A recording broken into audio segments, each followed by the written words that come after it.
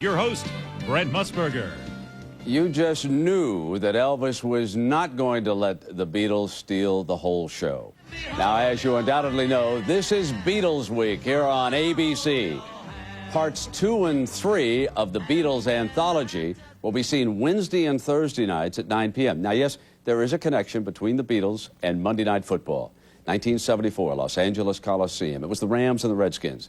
The man with the microphone at halftime was our old friend, Howard Cosell.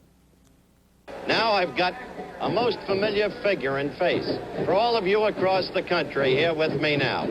Of the original Beatles, Mr. John Lennon.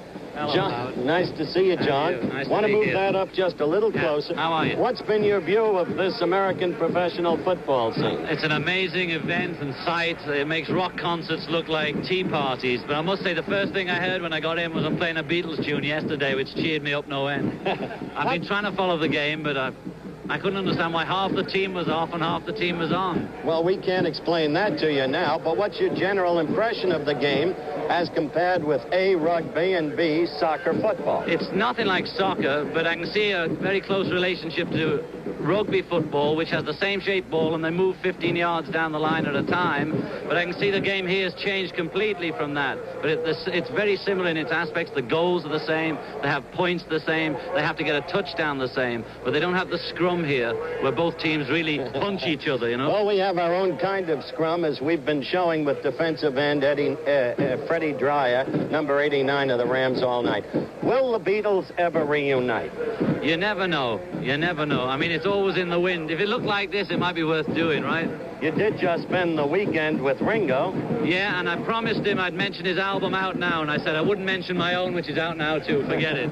Thank you very much, It's been John. a pleasure. Thanks for having me, Howard. Well, maybe we'll get to talk to you later in the show. Right now, we've got to rejoin the Giffer. Frank Okay, Giffer. Giffer. Over to Giffer. Bye-bye. And let's do exactly that. Let's go to the Giffer, looking as dapper as usual. Frank, that was some night in the broadcast booth.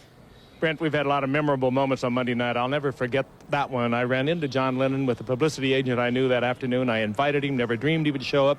We already had Ronald Reagan scheduled. Howard was going to do him. When Howard found out one of the Beatles would be there, I'll take the Beatle, Giffer.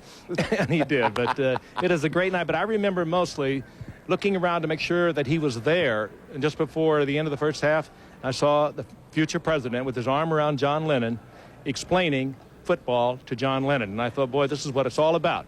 These guys are political and philosophical poles apart. And maybe there is something good about this game. Yes, indeed. Enjoy the second half, Frank. When we come back, Al is going to take a hard look at all the relocation moves in the